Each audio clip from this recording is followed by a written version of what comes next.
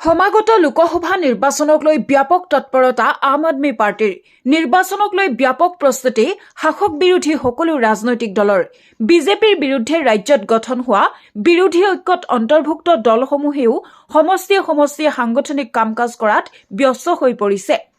ডিব্ৰুগড় লোকসভা সমষ্টিত বিজেপি আৰু আপে প্ৰাৰ্থিত্ব ঘোষণা কৰাৰ পাছতে তুংগত উঠিছে প্ৰচাৰ অভিযান। অসমতো কেজৰিৱাল শ্লোগানেৰে প্ৰচাৰ কৰিছে ডিব্ৰুগড় লোকসভা সমষ্টিৰ আম আদমি পাৰ্টিৰ প্ৰাৰ্থী মনোজ ধানোৱাৰে। আপৰ প্ৰাৰ্থী মনোজ ধানোৱাৰৰ ডিব্ৰুগড় লোকসভা সমষ্টিৰ বিভিন্ন প্ৰান্তত ব্যাপক নিৰ্বাচনী প্ৰচাৰ।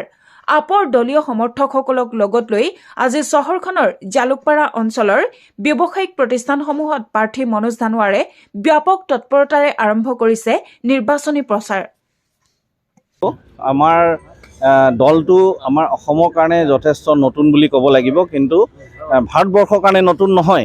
আজি 10-11টা বছৰেই আম আদমি পাৰ্টি এটা ৰাষ্ট্ৰীয় দল হিচাপে স্বীকৃতি পাইছে, কিন্তু এতিয়া যিহেতু আমি নতুনকৈ ইয়াতে সাংগঠনিক কাম কাজ কৰিছোঁ, ৰাইজৰ মাজত যাব লগা হৈছে। আমি ধাৰাবাহিকভাৱে আমাৰ কেম্পেইন নিজে আছে অব্যাহত থৈছোঁ, আৰু তাৰ মূল কাৰণটো হৈছে যে আম আদমি পাৰ্টি এইবাৰ আছে। ইয়াৰ এটা যিটো প্ৰতীক ঝাৰু, এইটো যে ৰাইজৰ মাজত আছে, বিকল্প হিচাপে থিয় হৈছে, সেইটোৰ কাৰণে আমি কেম্পেইনটো আগবঢ়াই আছোঁ। মই ভাবোঁ যে আজি অসমৰ চৰকাৰে দিল্লী চৰকাৰৰ যিটো ঘোষণা কৰিলে, মুখ্যমন্ত্ৰী মহিলা সন্মান যোজনা, যিটো ঘোষণা কৰিলে 2000 কোটি টকা এক বছৰৰ কাৰণে আবণ্টন কৰা হৈছে। তাতে আমাৰ অসম চৰকাৰে কিছু কথা শিকিব লগা আছে। অৰুণোদয় আঁচনি যিটো আমাৰ অসমত দি আছে, আজি যদি 5 গৰাকী মহিলাই পাইছে, তো 100 গৰাকী মহিলাই বঞ্চিত হৈছে তাৰ পৰা। কিন্তু দিল্লী চৰকাৰৰ যিটো আঁচনি ঘোষণা কৰা হৈছে 1000 টকা প্ৰতিগৰাকী মহিলা, ইয়াত কোনো বাছ বিচাৰ নকৰে। 5 গৰাকী নহয়, যিমান মহিলা আজি তেওঁলোকে এই আঁচনিটোৰ কাৰণে প্ৰয়োজন আছে, প্ৰতিগৰাকী মহিলাই দিল্লীত এই আঁচনিটো পাব। তো মই অসম চৰকাৰক আহ্বান জনাইছোঁ, তেওঁলোকে অৰুণোদয় আঁচনিটো এনেকুৱাকৈ দিয়ক যে অসমত কোনো এগৰাকী মহিলা বাদ নাযায়। তেতিয়াহে আমি ক'ব পাৰিম যে জনমুখী অৰুণোদয় আঁচনি হয়।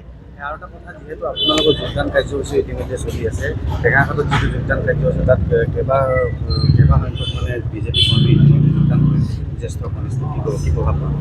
হয়, নাই, এইটো কাৰণটো হৈছে যে তেওঁলোকে এটা বিকল্প সন্ধান বিচাৰি আছে।